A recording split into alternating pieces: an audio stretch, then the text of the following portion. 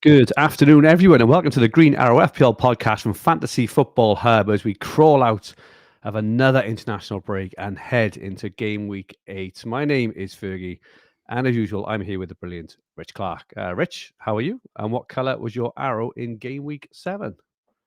Hi, Fergie. Hi, everyone. Yeah, I'm good. And I had a decent green in Game Week 7 to follow the previous one in Game Week 6. So going quite well at the moment. Could have been absolutely immense. I did something that I said I wouldn't do this season. I found myself on a train about I don't know, 3:15 on Sunday afternoon, and Daniel Munoz was on 17 points after 75 minutes away from Everton. I know what you did. He'd scored a goal. He was on 3 bonus points. He was heading for a clean sheet for Palace, and I was thinking he's on for a 17-pointer.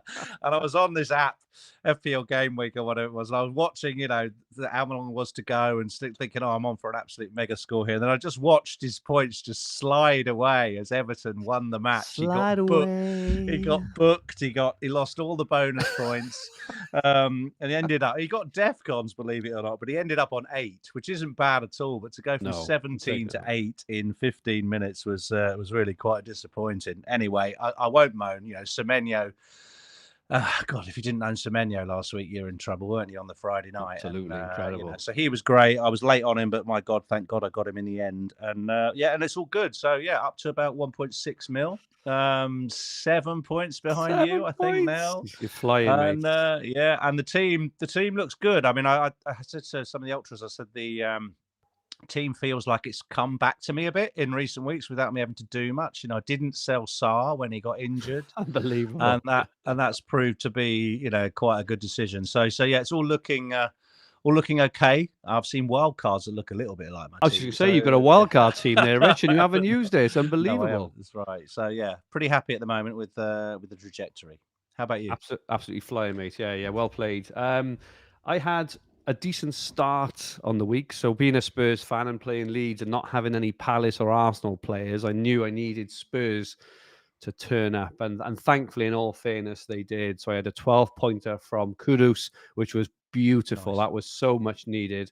And a 7-pointer from Porro as well. Romero got the 1 point. He's been a bit disappointing, Romero, over the last few weeks after so much promise at the start of the season. But I got off to an absolute flyer. My transfer, I actually brought in my punt on Friday. I don't know if you remember who it was, but I was tipping up Anthony Gordon, and it's probably the one game all season where he's actually looked a bit drab and a bit dry, and he was brought off after 70 minutes. But I know, he's obviously scored for England. I think it's been confirmed he's on penalties, even though obviously Voltemata absolutely smashed that into top bins. Twice in the Champions League, didn't he? The week before as well. Exactly. Yeah. So, he's a good hold still. But my main disappointment, Watkins, obviously, they were home to Burnley, so I was holding out for that fixture, and Marlon got the points, in a slight change of formation. So I was disappointed with that. My main disappointments, I think, were Reinders and Foden have threatened. They seem to threaten every single week and not score any bloody points. So they're the ones that are kind of hurting me at the moment. But I had 69 points. I had the smallest of red arrows. I went from I dropped 1,000 places, believe it or not. So I suppose I can't complain. But I suppose, and we'll talk about this a lot now, over the upcoming sort of period. It seems to be, lots of chat of wild cards between now. Is it Game Week 12? And, there's people loaded up on Palace players and Arsenal players and, Enzo Fernandez and all, and all this stuff. And I suppose it's, can I keep my nerve? And should people in my position who've probably got a decent team this week actually hold their nerve as we go into this period? So, no doubt we'll be chatting a lot about that. Welcome everyone in the chat. We've got Ian McLaughlin said, "Are we all set for the next 4-week FPL dash?" That is kind of how it feels at the moment. It's these little sort of mini stretches of these mini periods of games, aren't there? John Acornley is in. Ross Johnson says premium midfielders are out, cheap ones in. Gu Subramaniam is in, as is Chris Woodstock, Alan Pup, Yellow Cab, Colin Johnston, Daryl, Johnny 5, I'm 1974, Ads MC, Harry Dawson, Matthew Ivy, Collins Harrison, Raffler, and so many more. Can't go through everyone, but absolutely great to have you all with us. And we hope you enjoyed the break, and we hope you are rearing back to go for FPL. We did have a violin moment, Rich, this week, and it was pretty outstanding. I've got to be honest. He says he writes in. So this was Ampuan Hamid on. I think it was on Twitter, on you. No, it was on YouTube actually. This needs to be on Violin Moments for Game Week 8. So I've just set up a decent wildcard team for Game Week 7, which included Pope, Davrabka, Timber, Senesi, Rodon, Alderete, Richard, Saka, Semenyo, Reinders, Gordon, Zaka, Mateta, Haaland, Jokeresh, with a view of a bench boost in Game Week 8. With 2 minutes left until the deadline, instead of making the transfers and activating the wild card, I've gone to activate, and the whole team resets to my original team. So with 1 minute to go, he said he panics and he tried to redo the wild card team. Instead of cancelling the wild cards, the deadline strikes, and I've ended up activating the wild card with no changes made to the original team. Oh my God! So I've never heard of anyone wasting their wild cards so badly. Right. So wasting wild cards and no bench boost. It's timed out. So the main site has basically got a timeout, some sort of timeout fixture. Yeah, exactly. Where if you haven't made your transfers, it reverts. Oh my goodness. Absolutely unbelievable. So played the wild card, didn't actually make any changes. It's crazy when you think, all this planning all year round in it for these kind of periods. You go to that. So oh dear. Tough luck there. Raffler in the chat says, "Come on, Gary Anderson." I was watching the darts last week, Rich, and yeah, I was with my son. I pointed to the TV. I said, "Who does that look like up there?" He said, "Oh, it looks like Rich." And Rich has got his. I bring my darts along every show now, so that when some original guy goes, "Oh, do you look like Gary Anderson?" I just bring these out, because then that'll just put the chat to bed. I wonder how many people at the darts have gone up to Gary Anderson and says, "Do you know you look like Rich Clarke?" I bet quite a few, I should think. Quite a few. I can imagine. So before we move on, looking ahead to the next period, a final reminder: this is your last chance to get 50% off Fantasy Football Hub. We're still running the Win Your FPL Mini League or Your Money Back offer, and the offer finishes this weekend. So if you're still unsure, use the top link in the description below and grab a bargain. Everything you need to enjoy FPL to its fullest, including winning those mini leagues. Okay, mate, let's have a look then at the lie of the land for the next period of matches. Like I say, it's kind of interesting because there was a group of managers who played wildcard fairly long in Game Week 4. There was another, probably a bigger group in Game Week 6. Neither of us have used ours yet, and it doesn't feel like the right time for us because our teams are in really decent shape. But there are lots of teams with pretty good fixtures. So West Ham, top of the ticker this time around, mate. What a beautiful run they've got. Well, they have, yeah. I mean, a lot of teams now have got maybe 3 home games in the next 4. You see that pattern amongst another team. So, that alone, it doesn't happen that often. And West Ham with a new manager, they could be worth a punt, but I still feels to me like we don't know quite enough about them to really go all in. I mean, I've seen quite a few talking about Bowen this week. People talk about Juff and and so on and so forth. But I'm not convinced myself. I was quite surprised to see that they were at the very top of the ticker for the next 4. Maybe it's just the 4-week window that's pushed them there. I think it is, yeah. But definitely come onto the radar now with Nuno, and they're no longer going to be the whipping boys, I don't think, of the earlier in the season. I think we've talked a lot about Chelsea. We've talked a lot about Arsenal. I'm not surprised to see them in the top 4, and it's all been about acquiring or keeping their players in recent weeks. We know that Palmer is likely to be out for this entire period on the screen. He probably won't be back until after the next international break. So that means that penalties are up for grabs, either between Enzo or Pedro, or if you have them both, you cover them both, don't you? So you cover the pens. Definitely Chelsea players are back on the radar. I'm seeing Sanchez is back in a lot of wildcard drafts because he's substantially cheaper than the other premiums. Yep. You've got the only thing that's really changed about Arsenal players is the mix of Arsenal players since those earlier wildcards has changed a bit, and I'm sure we'll talk about that too. Other teams worth mentioning, Forest certainly, although they're up the top. Again, I wouldn't, I think Scott mentioned they seemed a bit high when he was preparing the slides, didn't he? And well, I I think it's just high in terms of the opposition, but yeah. I don't think I won't be eyeing up many any Forest options at the moment anyway. Indeed. And then looking a little bit further down, the some of the teams down the bottom of the Premier League, Burnley, Wolves, Sunderland, they're still good for the next few, which means it's a good time to maybe just extinguish those bench boosts if you've got them left, because I think all of them, their fixtures get a little bit worse beyond this window. So, yeah, just looking at the other end of the table, Man United, who don't seem to have had any good fixtures yet, really. They're right down the bottom with 3 of the next 4 away from home. Probably the most difficult game is this weekend away to Liverpool. Then they've got Brighton at home, then Forest away and Tottenham away. So, if you're thinking about coming off Bruno Fernandes, finally, this could be the week if you've got the money to get the player you want, or you can come down to a lot of value in the sort of sub 7 million bracket, which I'm sure we'll talk about. Bournemouth and Villa, fixtures switch around a bit for these two teams. They had great fixtures to start the season, and certainly Bournemouth exceeded expectations, whereas Villa did not live up to them. But both of them, the fixtures get way harder now. So have we missed the boat on Senesi if we haven't got him? Do we hang on to Semenyo, or do we switch him out due to fixtures? Lots of questions that need to be answered. And then finally, Palace, City, Newcastle, featuring on a lot of wild cards and players from those teams. They're not quite there with the fixtures yet. I think we've just got a couple of weeks to wait before their fixtures really start to improve. So that's what I kind of read off that table. Quite a lot there. Yeah.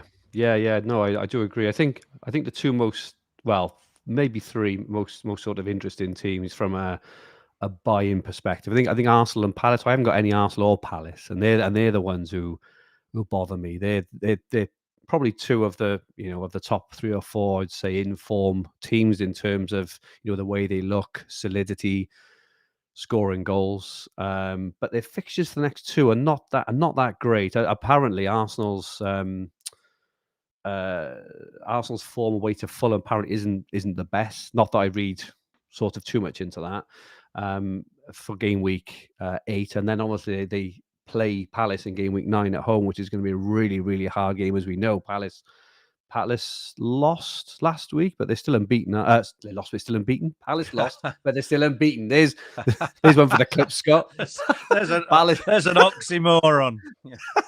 There's a moron right here. Yeah, exactly. But they lost. But obviously, they're off the back of a fantastic run. Is what I was going to say. But Palace then have got Bournemouth this week, which is a real tough game, and obviously Arsenal next week. So I'm not sure that. Is it time to buy now? You haven't got already, obviously holds, but is it, Rich? What are your thoughts on sort of Arsenal and Palace? I know on the next slide in terms of transfer targets, got a couple on there. When teams run into each other that you own lots of their players, it's not ideal. You can always maybe bench the defender that you own from the away side or something, but it's never really bothered me that. I mean, if you look at Palace's next 6, they've just got that Arsenal fixture and the rest of them are fine. So I wouldn't be put off on acquiring a Palace asset. Yes, they're at home to Bournemouth this week. I think that game will be a 2-2 draw or something. Yeah, it'd be a great game, wouldn't it? Very open up and down the field. So I think that'll be a good match to play either Bournemouth or Palace assets in. Really, is probably DEFCONs galore in there, and probably a load of goals too. I mean, I think the Arsenal game could be both teams could score, so it doesn't particularly bother me. But yeah, I think if you are thinking about taking hits, maybe to get out of Gyökeres and move to Saka, or maybe force in Palace defenders, I'd wait a little bit on that. I don't think you need to take hits. I think you can afford to wait till maybe game week 9 for Arsenal assets and maybe game week 10 for Palace ones. That would be my take on it. I think so. Who are the targets then, Rich, for this week? Who are the top few men you should be looking to gain your teams this week? I say targets. I mean, if you can roll a transfer this week, it feels like a really good week to roll a transfer, particularly if you haven't got many. There's quite a lot of people bench boosting this week, but again, you don't need to. I think we were talking to Scott earlier about, he's tempted to bench boost our producer, and he wants to maybe just make his team a little bit better just by taking a transfer to upgrade someone. I mean, I would hang on to that transfer personally, because you don't know what you don't know, and you could have an injury crisis next week to deal with. So I think we've got some transfer targets out there for people that are getting an itchy trigger, particularly on Gyökeres. They want to generate some cash, maybe for a Saka upgrade, or they have 2 or 3 transfers in the bank. So Voltemada appears to be the most popular pick out of the kind of 7 to 7.5 bracket at the moment. He's 7.2 mil, I think, now, slightly cheaper than the Matetas and the João Pedros of this world, who we've had to be a bit patient with. And so he's definitely someone that you could bring in. You could bring in this week. So I quite like Voltemada. I'm not really sure about Newcastle's goal volume at the moment, so I don't feel like I need to invest in Newcastle. I'll probably go in heavy on them in the wild card in about 4 or 5 weeks' time. But right now, I'm not sure he's for me. Also, we were talking about West Ham earlier, top of the fixture ticker. Jared Bowen, who was on fire at the end of last season, I didn't own him through that whole sort of game week 30 to 38 period. And I think he really was the one who stopped me getting anywhere near the top 100k, because I'd never owned him, and he was really just captainable almost every week in the closed season. So yeah, I like Bowen. I think you'll see him on a few maybe more maverick wildcards, perhaps. What do you think of Bowen? Yeah, I really like him. It's just shame he's a forward. I mean, he's a midfielder in most of the other fantasy formats. I can understand why they made him a forward, but I think with the signing of Fulkrug, and obviously, you have the change of manager, but I do think he's an out of position player. I don't see him as out and out forward. I think he should be a midfielder. I think if he was a midfielder, he would be really, really high on everyone's list, if not in people's teams already. Because even though West Ham have been incredibly poor and they've had tough fixtures, and he's still returning most games, but you are capped as a forward, and you can go for a Semenyo or maybe an Enzo or maybe a Sarr, and when they score, if they score and keep a clean sheet, they're on for like 9 or 10 points, whereas Bowen, he's probably capped at 6 or 7 points even if he does score. So it's just a bit I think he's good, just not as a forward. Yeah. It's a bit of a problem bracket, this forward line at the moment, isn't it? Haaland's obviously a standout. Everyone owns him. Everyone's captaining him every week. So he's effectively now almost neutralised across the game. So no other forward is really showing any form of consistent form. So it feels like you should just stick with who you have, if that makes sense. Because if you've got Mateta, stick with Mateta. If you've got João Pedro, stick with João Pedro. It doesn't feel like it's really worth tinkering about with it. I think there's been quite a lot of harsh words said about Calvert-Lewin this week on Twitter. I think the community is very divided, so polarized. He's either a brilliant option or he's the worst option ever. He can't finish, But you've just got to look at it, right? Obviously when he's fit, which is one of the factors, obviously. But 90-minute man on penalties. Leeds have scored a few goals this season. He doesn't need to be. It's been proven time and time again over there. You don't need to be a fantastic player. You will get an odd chance. You'll get an odd goal. If he can score 1 in 2 or 1 in 3 on penalties as well, I really think he can. 1 in 33. But it's his price. Obviously, his price is the main thing. If he's 7 million, you're not touching with a barge pole. But 5.5, if it means you can get to a Saka or get to a Timber and a Gabriel, that's what he does for your team. It's not his. He's not there as as an isolated pick. He's probably not great, but what he does for the rest of your team. Yeah, I mean, I think the people who are talking up Calvert-Lewin haven't had the experience of owning him for about half a season or something like that. I mean, I think last year we had that moment on Wildcard. There were 2 6 million options. You went Chris Wood. It was him and Wood. And I went Calvert-Lewin, and the rest is history, mate. Scott suggested he came on this slide, and I wouldn't let him put him on there. You wouldn't let him put him on there? Don't let that filth on my screen. Exactly. But yeah, I mean, it's a valid. If you want to have a playing player rather than a dud, and you're happy to be very patient with low expectations, then fine. Calvert-Lewin could be your enabler. But I think, especially this week, if you want a bench boost, I think he's the player. If you've got the 14 players and you've got 5.5 million left, he's perfect. If you've got the 14 players and you've got 7.5 million left, then go for someone else. I just think it's as simple as that. But I just don't think, he's 5.5 million for a reason, is that he's not going to get a lot of points. But It's I do Sorry, think he's it's not. been a lot of awful takes on FPL Twitter this week. Well, you just summed it up, didn't you? He's not going to get a lot of points. Well, he's not, but for 5.5 million, what do you expect? You can either have a 5.5 million 90-minute a 90-minute penalty taker, or in a 4.5 million 0-pointer. I know which I would rather, true. Or you could have a 5.5 million DEFCON monster, or a 5.5 million Daniel Munoz, couldn't you? That's a good shout. Yeah, but anyway, look. I mean, look, he's not on there, and enough talk about if he is on there Lewin. next week, I'll be surprised. Moving on, then we found out obviously last week that Timber is the real deal once again, outscoring Gabriel. The whole lead up to last week, Gabriel was a bit of a doubt going into the game week. I sort of thought, in the end, shall I get Timber? Shall I get Gabriel? Went with Gabriel for the long-term pick, and he got 9 points. However, Timber got 11 points. I think he almost got 12 points, but he just missed out on a bonus or a DEFCON at the end. So did very well. And I think both of them are great. And you'll see a lot of wildcard setups now with both Gabriel and Timber in them. The thought from choosing Raya and choosing Gyökeres has now turned around to having Saka as the midfield representative for Arsenal's attack, and that's certainly the direction that I want to head in, I think, going forward, because he took a penalty.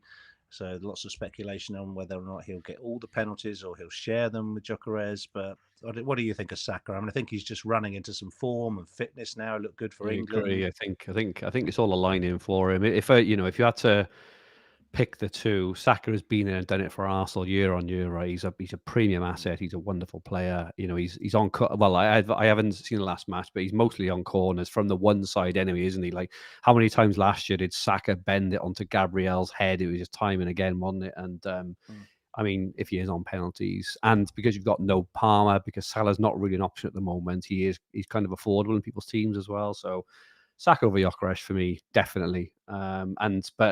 But Timber, like as you say, it's crazy, really, how Saka and Timber have come to vote, especially Timber. I mean, he looks at the moment he's throwing up numbers which are insane, which the likes we haven't seen from defenders. We're talking Alexander-Arnold, Ivanovic, Leighton Baines sort of attacking returns and top things. of the table, isn't he, for data? Yeah, he's incredible. He's definitely the one.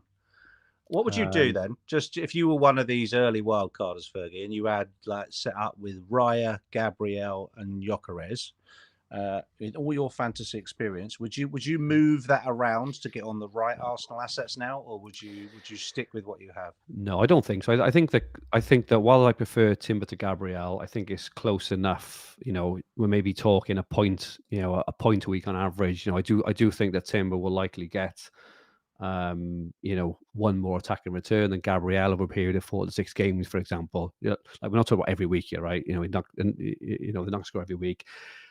It looks like he's nailed, which is great, but I don't think it's worth it there. And Saka and Gyökeres, I mean, there is a difference in price. Gyökeres will definitely get chances. He'll definitely score points. It's just, again, it's the whole forward versus midfielder with Penn's argument is Saka. When Saka scores, he's going to score more points than Gyökeres. But because there's, like, as you rightly mentioned earlier, Rich, I think, because there's no forward spots either. I mean, who are you going to move Gyökeres on for? Calvert-Lewin? There's not that many to actually move him on for. It seems a bit hasty for me to move him on. All right, he's not probably the most optimal pick, but he's certainly not a bad pick. He's playing as a number 9, 90 odd minutes most games now for one of the best teams in the country. I think you just leave him, and I think you'll get a goal in every 2 sort of thing, which is all right personally. How about you? Yeah, I wouldn't move it. I would say you made your choice back in that Gameweek 6 wildcard or Gameweek 7 wildcard. Just give them a few weeks and reassess. If there's if you're on the wrong side of a huge variance, like a kind of Salah Haaland variance from last season, all of a sudden Saka's put 50 points on the board and Gyökeres has got 8 or something, and you've been very unlucky. I don't think it'll be that marked, like as you say. So it might not be optimal. The only way I'd move it around if it's one of them gets injured. That would be the only thing I'd do. You just stick with the players you've got. You've still got the fixtures covered.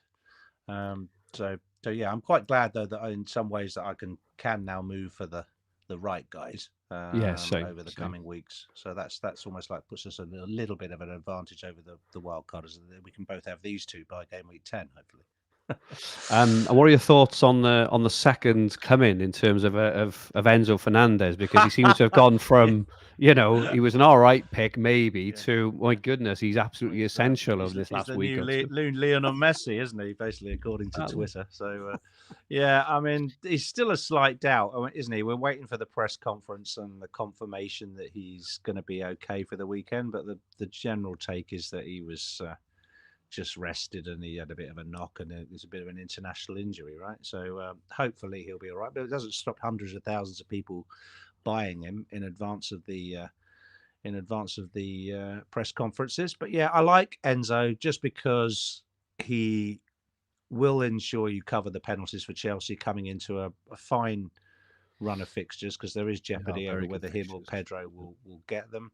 Palmer being out for the medium term also improves his appeal. And he's an easy move across to one of many options. Once Palmer's back, and you want to move it on. I mean,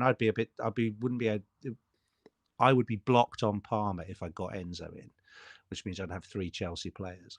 That's only a slight worry because I've still got a wild card to sort it out. But it is a slight constraint that I've still got the 2 assets already. But I like Enzo, and he will probably be someone that I own next week. I don't see the need to do it this week in an away game.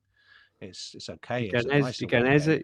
You get an Enzo, Saka, and Timber in the next 2 weeks. Next few weeks, yeah, maybe all that, mate. Yeah, wow. Maybe. Yeah, no, I think it's a great option. I owned him at the end of last season in Dream Team, so I watched him a little bit more than I normally would. He does get into really good spots a lot of the time. He's had he's missed a few chances. I think he hit the post last week, the week before as well. He looks a good option. So yeah, I like Enzo. I've gone around that whole loop with João Pedro being ahead of the curve, then behind the curve. I'm so far behind it, I'm ahead of it again now. I think he's actually a really good option, even though he's been sold a lot recently. Just leaving him in your team just means that he's now becomes one of the best options again. Back in vogue, like Flares, mate. Yeah, exactly. He's had a rest. He didn't go on international duty with Brazil, so he's had 2 weeks rest to get rid of any niggles that he might have had. He's also suspended for the first Champions League match when he's back, so he has another midweek rest between the next 2 fixtures. So he's a buy rather than a sell now. I would say, given the dearth of options, and the ownership is scary. So if he does go off, 60-70% of the game still own him, and it'll be another rank buster if you don't own him. I'm quite happy with Pedro.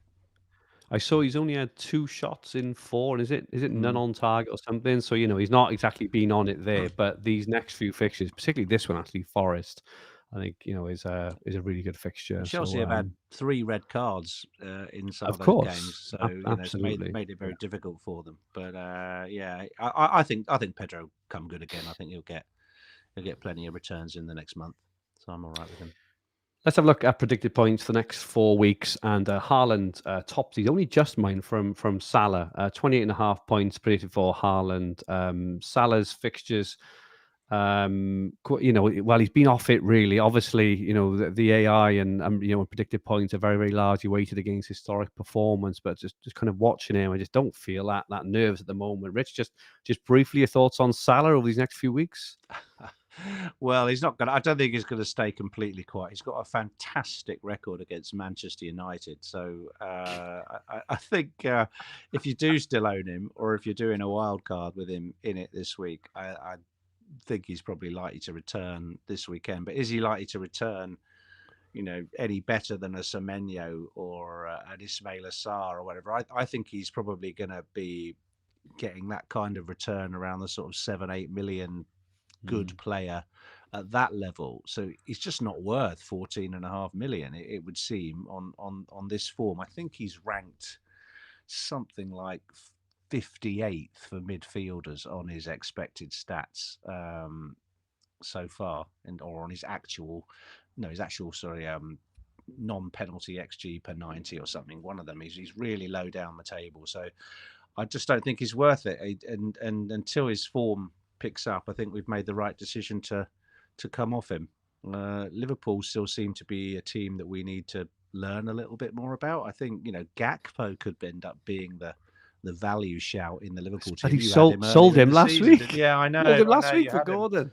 But if he's fairly nailed, I mean, if the Isak Ekitike situation sorts itself out, and we know that Gakpo's nailed, I think he'd be the one I'd go for if I'm going for one, because it's half the price of Salah. So it's a tricky one. I still think Liverpool will do well. I still think they'll challenge for the title, but for me, it doesn't, like you say, it doesn't feel scary not owning him at the moment.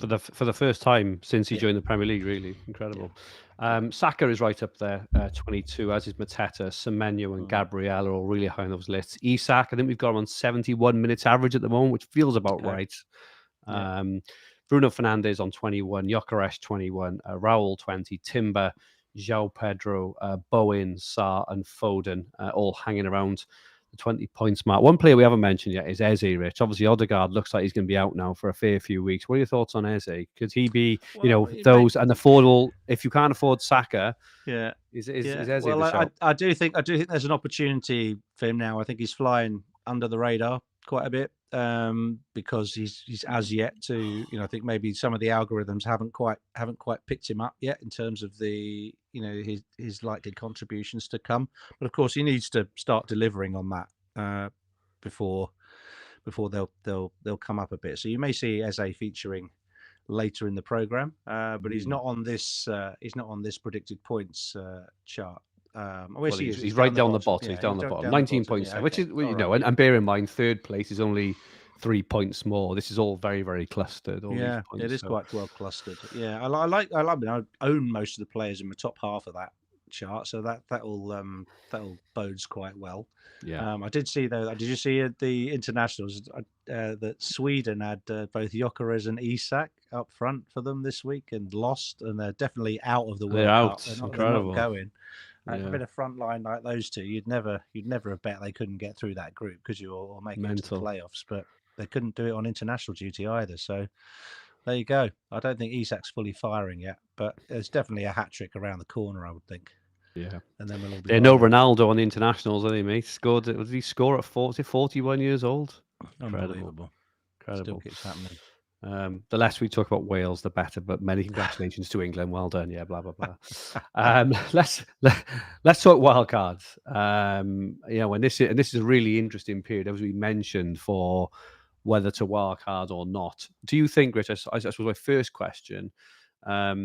This feels like a good week for lots of teams to wildcard. A lot of teams dead ended into game week 7, saw the breakthrough, and now they're wildcarding out into game week 8. Does the next, good spot feel like game week 12? Just for those who haven't seen, we'll get we'll do like a wildcard special in a couple of weeks. But both Liverpool and Man City's fixtures in particular look really good, don't they, for game week 12 onwards? That for that period. I mean, when you were on holiday, we had Gian and Big Man Bakar on, and they each presented a kind of an argument for wildcarding late, or an argument for wildcarding then.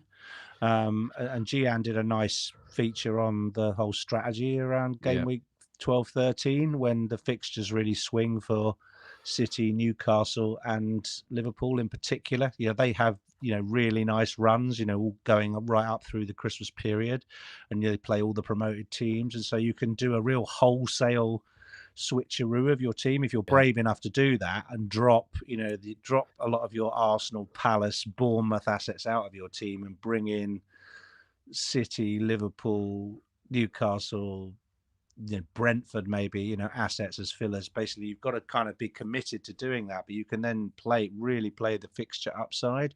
Until that point, it feels like tiptoeing along. As long as you haven't got any injuries, you can get through it okay, by targeting teams like Arsenal and Palace, which you see here in this wildcard team. So I think it's now, or it's try and get through the next month, with free transfers. That's how it feels. I mean, you mentioned you might go in game week 10, but I don't know whether that will be just Yeah, caused by the circumstances of your team that you don't own any of those Arsenal Palace assets, and it I would just don't. drive Yeah, you but crazy. I can probably get to them. I mean, the key ones I want. I definitely want Sa, and Timber, and I can get to them because I've got a fair bit. I mean, like, I've got Foden, right, and I think he's definitely going next week. I think with Cherky coming back, I think Mahmoud will be coming back, and a few others as well. I do think there's going to be a lot of risk around the Man City mids, Foden in particular. So I can get to Sa, and that unlocks funds to be able to get up to Timber, for example. So I think I'm broadly okay. Yeah. But I'm just looking at this Hub AI best Gameweek 8 wildcard team, and this is why I was contemplating on wildcard, is because I think my team looks all right. I've got a lot of home fixtures this week, but I've only got 4 out of the 15 in my team, Wow. which is mental. But I still kind of like the look of my team. They're just different sort of players. But I'll use an example. They've got Gabriel and Timber away to Fulham, which are probably a better pairing. But I've got Pedro and Romero at home to Villa. Now they're almost much of a muchness. I do think Arsenal, the Arsenal fans will probably outscore them. But is it worth wild card? If I had sort of away to City and all that jazz, it may be worth it. But it just doesn't feel like it. And I've got Foden and Reinders instead of Sarr home to Bournemouth and Bruno away to Liverpool, for example. It's if City go off like they've done countless times again and again, a home to Everton, then it's okay. So I think I think the key players you have to own at the moment, Semenyo and Haaland, I think are just almost as essential as they come. I think at the moment. Yeah.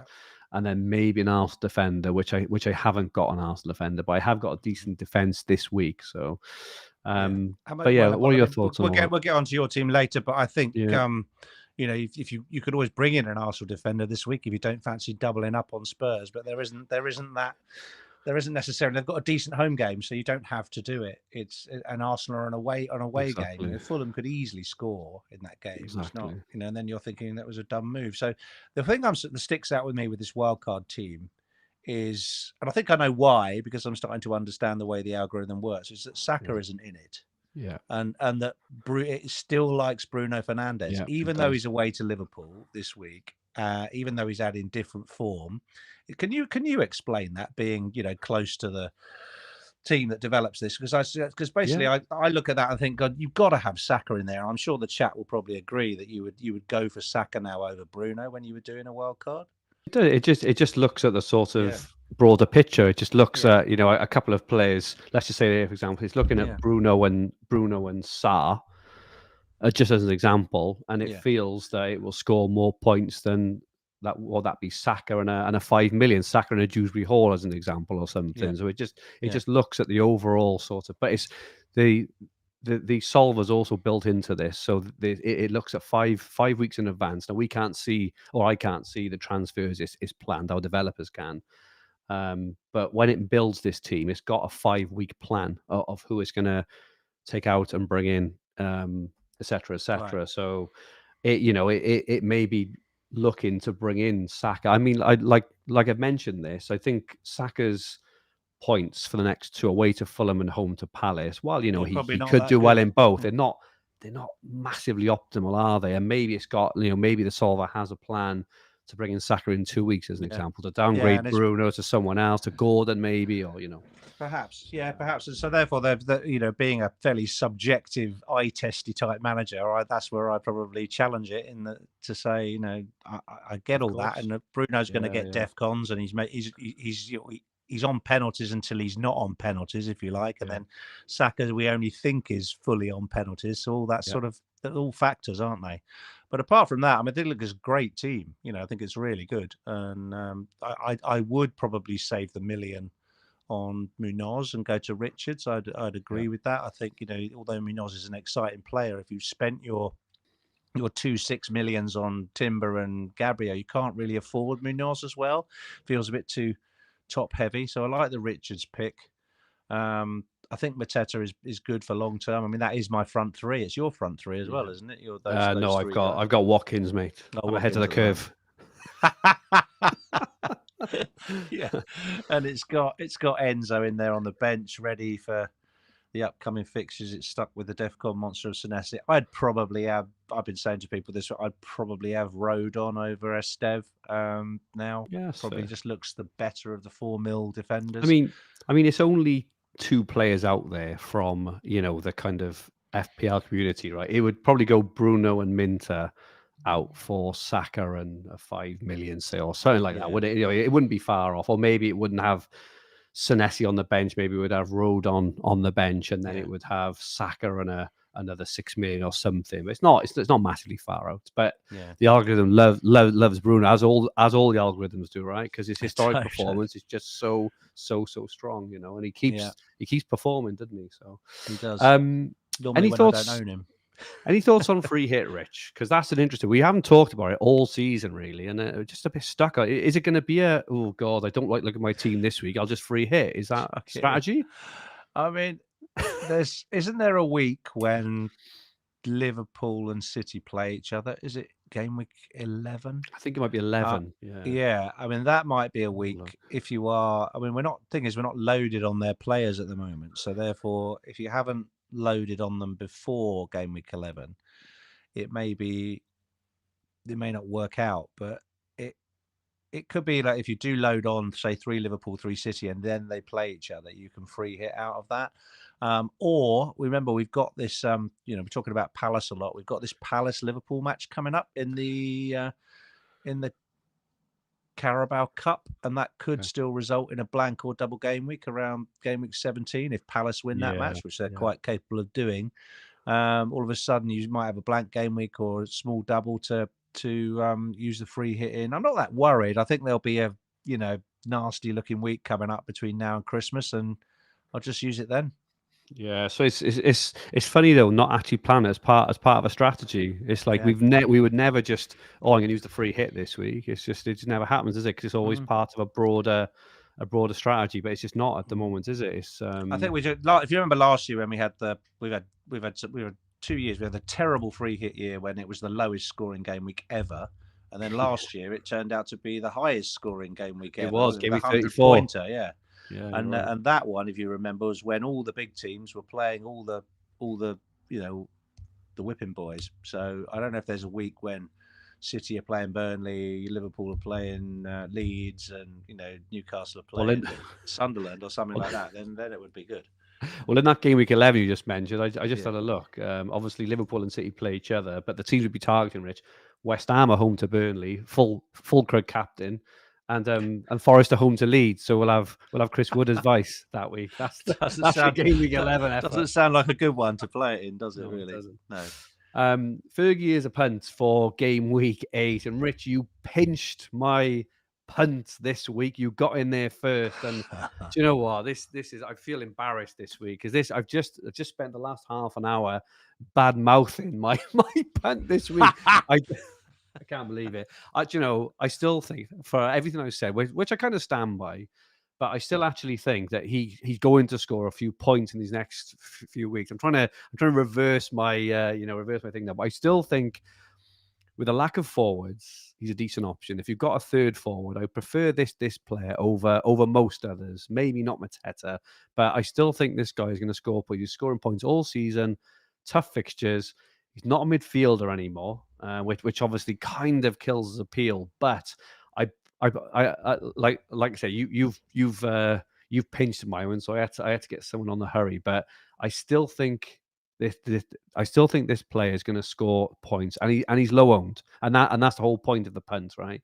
No, it's not Calvert-Lewin. Everyone's been saying Calvert-Lewin. I couldn't bring myself to a Calvert-Lewin. That is the puntiest of punts. That is Calvert-Lewin. It would be smashed all over social media. Look like an idiot. But my punt for this week is Jared Bowen, who not ideal as a forward. Maybe we've been spoilt with him previously as midfielder, but he scored 3 goals and 7 appearances. The fixtures have been tough, but look at this run of fixtures, Rich. Home to Brentford. So I fancy him to get a return this week. Away to Leeds, I fancy him to get a return next week. Home to Newcastle, maybe not, and then home to Burnley. So I think he's going to get 3 returns in his next 4. Is what I'm saying, and that for his price, I think that's I think that's reasonably decent. There's some people in the chat. James Harden saying Keenan Davis. I'm definitely not going for Keenan Davis. And Johnny Five says Gui. Ad says I wouldn't exactly say Bone is a punt. Well, his ownership would say he's a punt, surely. I do don't think, know. even though I've just said He's pretty popular. I mean, I know is GM's very he? keen on him. Yeah, I think he's a good. If you're a long way, if you're languishing in the rankings and you're looking for a wild card to turn things around, then I would put Bowen in your wild card. I think he's low enough owned to make a difference, and I think he would qualify for your punt statistically. I don't think he's that highly owned. Yeah. At the minute, so I think you're all right that way. I think he's decent as a punt, and I just want to, say the fact again, because I think there are better options, but I do think if you're looking for someone a bit different, if you're looking for a differential, I do think he's going to get 3 returns in the next 4, and we'll bookmark that, Rich. We'll come back in game week 12, and we'll have a look back at when Bowen smashes 6 goals in 4 games. So anyway, on to Rich against the machine, where you go up against the AI, Rich. Well, yeah, this hasn't been going very well. What the picks I've been making either haven't started the game, or they haven't returned. I think I've won 1 out of 5, I think, so far. So I really need a win this week. What does that say about this AI though, Rich? Everyone slags it off. It's bloody good. It's bloody every good. bloody year, most years.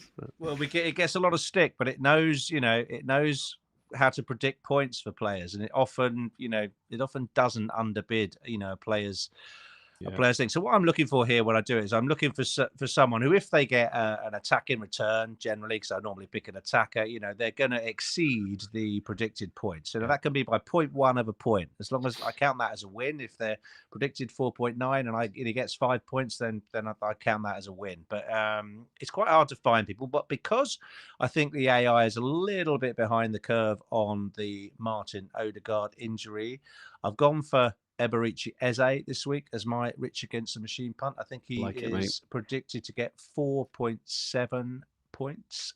So he needs an assist basically in a game against Fulham away. I think he's probably going to play number 10 for Arsenal this week, if I'm guessing. With Odegaard out, I think he'll be pushed quite a long way forward, and I think he could do really well. Scored a lovely goal for England, their 5th goal against Latvia in the week, and I think he's looking really good.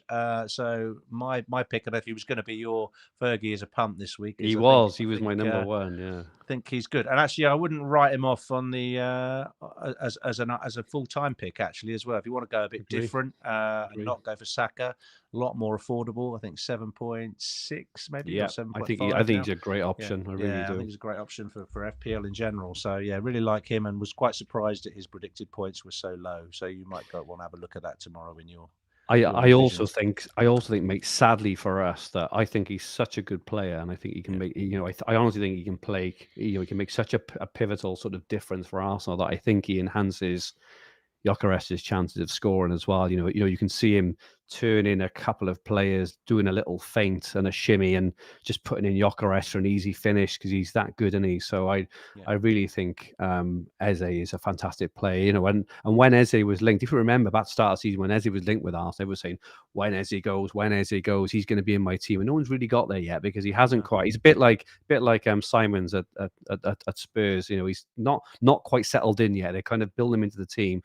But this could be the time now, and this, I say it, in fantasy football all the time. It's about there's no point Eze putting an absolute blinder this week and a 15-pointer. I'm getting Eze next week. Well, the whole point of fantasy is to try and get the points before they happen. And if you can get ahead of him this week, not only have you got his points, you can target someone else next week. So Gavinho's transfer this year, he says Claire Balding for this week. He's going for Anthony Gordon. I like that. Really like the Eze shout, mate. Absolutely superb. Captaincy this week. I mean, it hasn't been much of a conversation the last few weeks. Probably not much of a conversation this week. According to Fantasy Football Hub's predicted points, very close this week. Haaland and Salah, and it could be close again. It's the sort of the forward against the midfielder. But Haaland is top 7.3, Salah 7.2, then a drop down then to Mateta at 6, Isak, Semenyo and Sarr, Foden and Bruno all in the 5s there. But who will your captain be this week? Well, I won't Haaland in a home game no brainer. You know, Salah doesn't have the form. He has the history of this fixture, and I obviously be nice to own him for this week. But even if I did own him, I wouldn't captain him over Haaland at home to Everton. So it's a straightforward one. I mean, what do you when it's like on rails like this, the captaincy? What do you think of this does to the game? In some ways, it makes it almost like safer to play. You don't get that high variance, do you, that you can do when it's wide open? Do you like it like this, or do you prefer it when it's 4 or 5 equal chances? I kind of prefer it when it's open. I mean, it's nice to own the highest own captain, but I think that's a very defensive mindset. It's just like we all pick the same captain every week, and then wonder why we can't dramatically rise in the ranks. No, why didn't I rise? And that's one of the reasons why, because we're all the same player. So I quite like it when it's wide open. And a couple of things I've done differently this year, and it's paid off one week and not the other. Was when it is wide open, I've purposely gone then for a differential sort of captain because it's so spread. Doesn't make. I think the downside is sort of minimal, where the upside then is absolutely huge. So I just think in weeks like these, we say it all the time. I think choose your battles. This week it's just a Haaland week, right? In terms of the ownership, in terms of form, in terms of everything. And things may open up in the next few weeks. I think City's fixtures toughen up, don't they? In a couple of weeks' time, and it may become a touch more open then. But this week, go on Haaland. I mean, if you're brave enough, and it's something like I saw a poll earlier. There was like 3% of experts, if you like, were it's on one of the pods are going for Salah over Haaland, and 96% are going Haaland. So I mean, you really are up against it if you want to take it on. But if you do get that variance, if Haaland blanks and Salah gets a brace, you're going to absolutely smash your way up the rankings, but you've got to be brave. So I think if I own both of them this week, because I would own Haaland, I think I'd captain Salah this week. Yeah, take it on. I think I would, because I think they're going to score reasonably close. But again, being a midfielder and all this, some interesting shouts in the chat. At Snardell says Ballard 18-pointer incoming, while Subramanian says Wirtz is the punt for me. He is absolutely one of them. The forgotten man of FPL. Ahmed says Kudus. Brian says DCL. There's a shout for João Pedro. Scott, our producer. I think he's been on the cider because he's put Brian in. Even though Brian looks an excellent. Oh no, so he's laughing at Brian. I was thinking of bloody Kevin for Fulham. I thought he was talking about Mbuemo. And interesting. Mbuemo way to Liverpool. Gavino 99 says Mukiele, my 4 million defender, on the first page for predicted points. You don't want to be benching him this week, mate. He is on there. Look, he's just ahead of Gakpo, interestingly enough. Yeah, good stuff. Just a quick look at projected goals and points, courtesy of @RobT. It shows Liverpool predicted to score the most goals this week, 2.15, just ahead of Man City, 2.05, Chelsea, 1.69. So, those, ahead of Arsenal, 1.79. So, Liverpool top, then City, then Arsenal, then Chelsea. It's pretty much what we've been talking about, all those sorts of players, haven't we? Yeah, there was a week like this a couple of weeks ago, wasn't there, where there was only one blue tile on the whole thing, and there were lots of sort of 1-1s. And look at that right hand side. They're all too close to call, really. They're all like 1-1 draws. They're all really good games, aren't they? 0-0 draws. They're very close, could go either way. So I think it's setting up to be a fairly low scoring game week. When I look at that, I think so. You might get an average of 50 points or less across the game, which I'm not sure is good for bench boosting or not really, but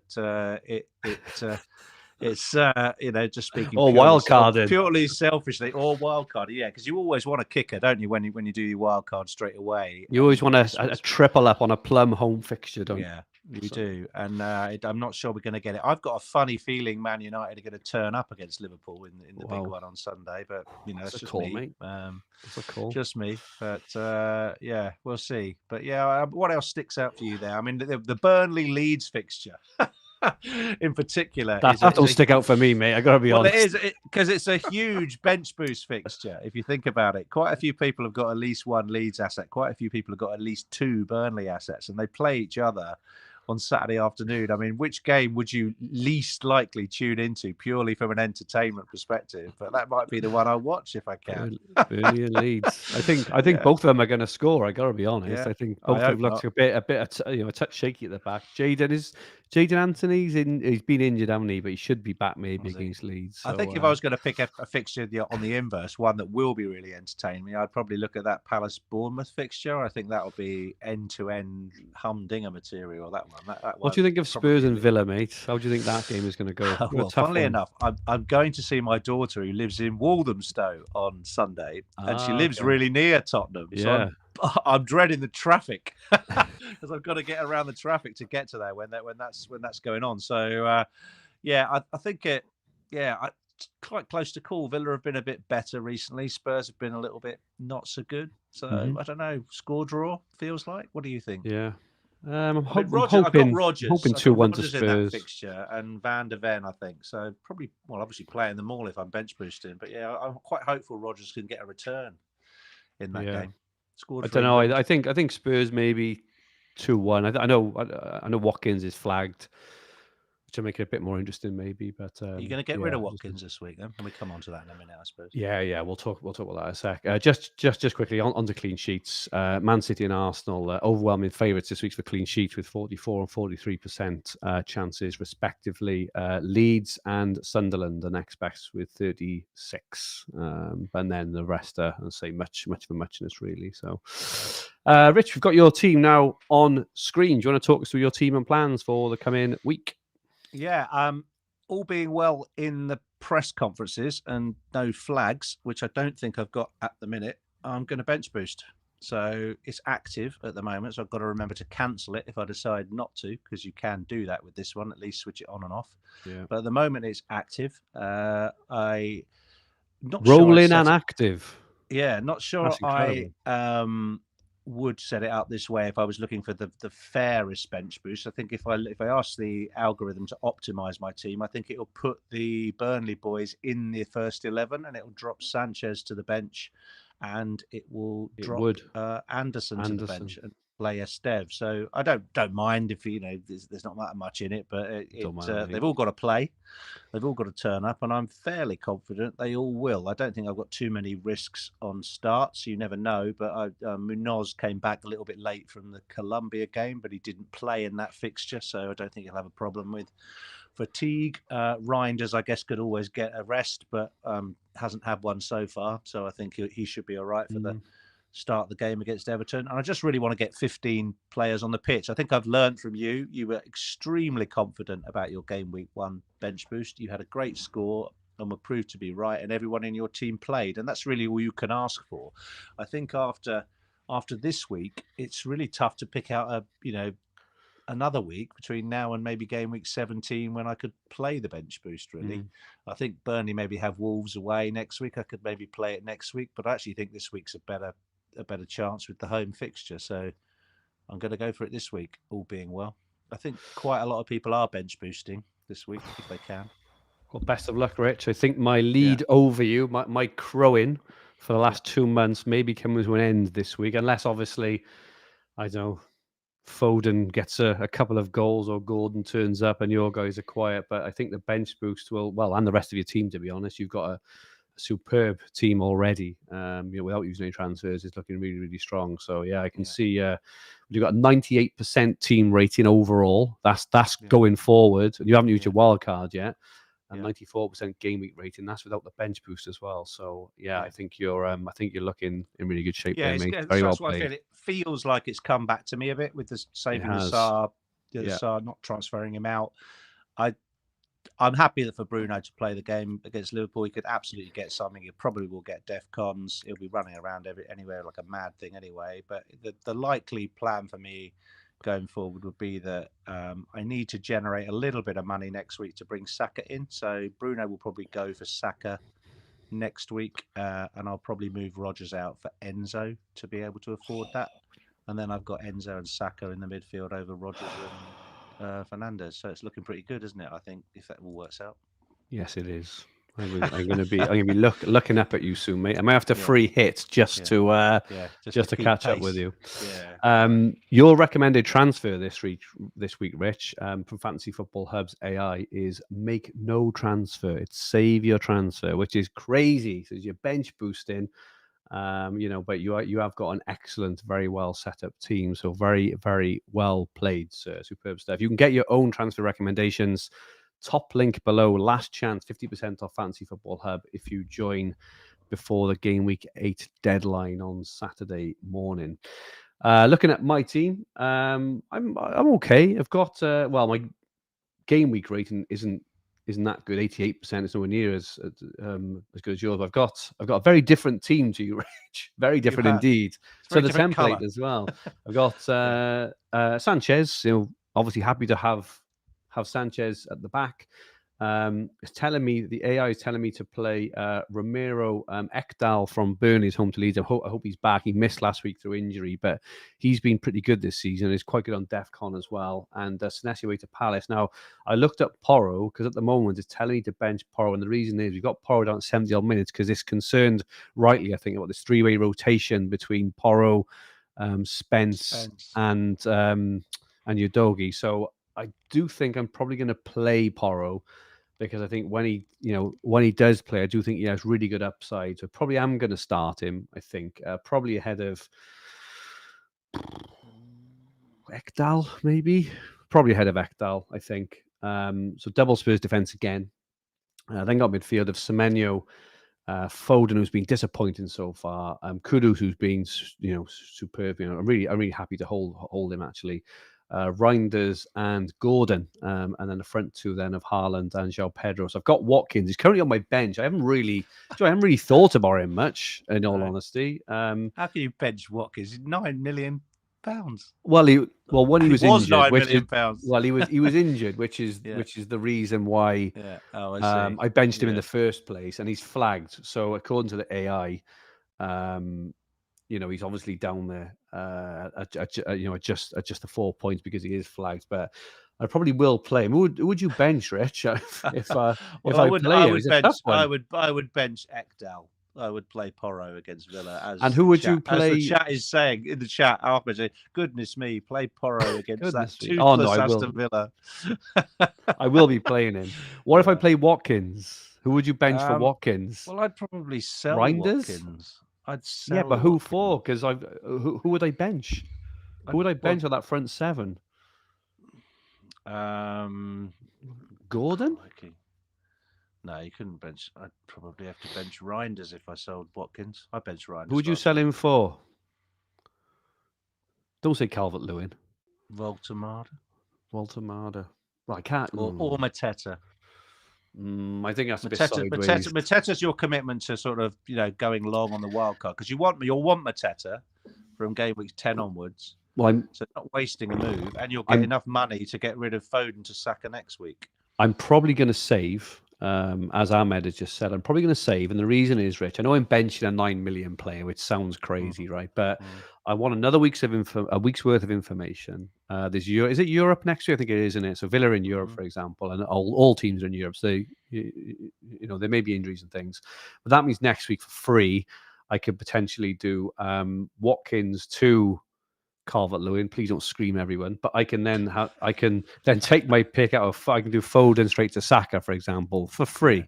My other option is to go from Pedro Porro this week to Timber, which I could do. But then I'm selling Porro ahead of a home game against Aston Villa, who haven't been great. I mean, I would just play Porro, as you say. I wouldn't make a defensive transfer. No, I'm not. I think if you could make a decision about what third striker you want between now and game week 12-13 and get him now, and then you'll just have to have a bit of a bench headache over probably Reinders or I'm not going to make a transfer now because I just don't see the point in giving myself a bench headache when I can save next week. All my front seven, or most of my front seven, are playing in Europe this week. They could anything could happen, right? And then, as I say, I'll go Watkins down to someone next week and probably fold into Saka, I think, maybe, or maybe a -4 and then make the move up to Timber as well. So I've said I've got no Arsenal and Palace.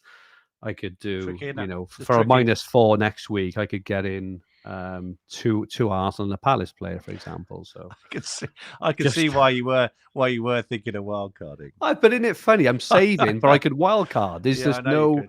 It's really you could strange. Absolutely make at least 7 or 8 changes to this team. I could, and that's what I'm tempted to do. I'm not even Rich. taking the piss, am I? You literally could. I'm tempted. I'm tempted because even though I've got a fairly good team, there's a lot of players here I haven't got. I've only got 4 from the wildcard, from the Hub AI wildcard team. It's crazy, really. But it hasn't got Kudus home to Villa, which I think is actually a good fixture, you could still smash it with this team. You could. And that's why I'm going to leave it. I'm going to leave it, and I'm going to I'm going to play it. I'm going to save. I think according to the AI, though, the AI is telling me I should be taking a hit. Rich, would you believe?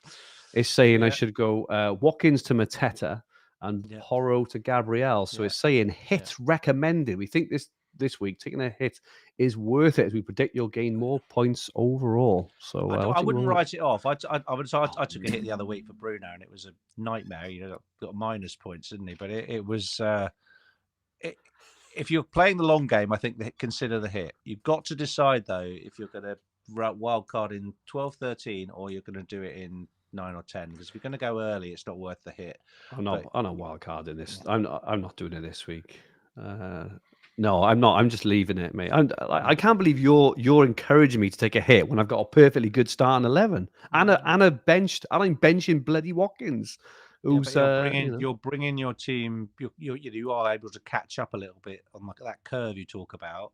You got to remember, go back to your principles, go back to playing your own game, and doing it your way, which you said you do all season. Yeah, absolutely. If you bring in Gabriel, he will. If Gabriel's for the hit, it will pay for itself. If you get rid of Watkins, you generated some money to do the Foden upgrade to Saka next week.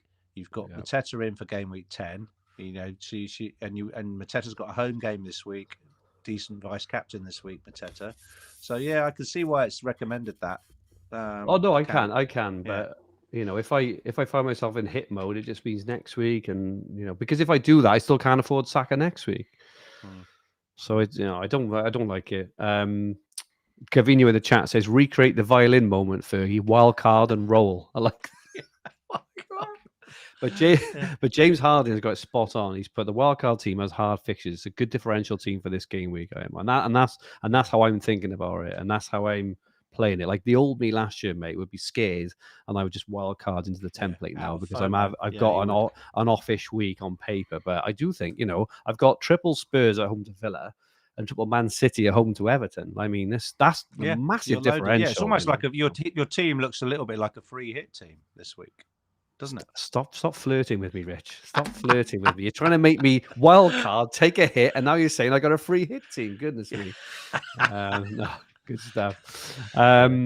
Anyway, that is it for us for this week. Thank you so much to everyone who joined in the chat. Those who watch it back and those listening on the podcast version, support is very, very much appreciated. We've got news on the podcast version. If you do listen on audio, we have rebranded, or will very, very soon be rebranding our podcast channel to Fantasy Football Hub. So the green arrow isn't going anywhere. You'll still find every episode right where you expect it normally on all the platforms. But you're going to get even more content, including audio versions of our YouTube shows with Jack. So anyone who watches the videos here can also get the audio versions of Jack's chats and expert insights with Bakar, FPL, Salah, Gian, and those sorts of people, and many, many more. So even though it may look a bit different in the coming weeks, we're going to leave it named as Green Arrow for now, but we're probably going to rename it, rebrand it Fantasy Football Hub to give everyone more and more content. But we're going to leave it a few more weeks. Just to let everyone settle in. Thank you so much, everyone. We've had some fantastic feedback, Rich, in the chat. Thank you so much. Really, really enjoyed that episode. It's good to dust off the cobwebs, dust off the mic, and chat FPL with you, Rich. Good stuff. Good. Great to have some Premier League again, wasn't it? We've all missed it. Absolutely. Where can everyone find you, Rich? I'm on at Rich Clarke FPL on X. Same at FFH_Fergi. And this podcast and video will be in the Fantasy Football Hub YouTube channel, with the podcast versions available on all major podcast platforms. I love Brian just said, is it the Grey Arrow Pod? That's about right after my performance last week. If you like what you watched on YouTube, please press the like button if you haven't already. I mean, if you haven't pressed the like button, what are you doing here? Please press the like button. And remember to subscribe to the channel at the bottom right-hand corner of the screen. If you enjoyed your listening on the podcast, please give us 5 stars and leave a comment. It would absolutely mean the world to us. We'll be back next week, looking ahead to game week 9. In the meantime, have a fantastic game week 8, and may all your arrows be green. Good night, all.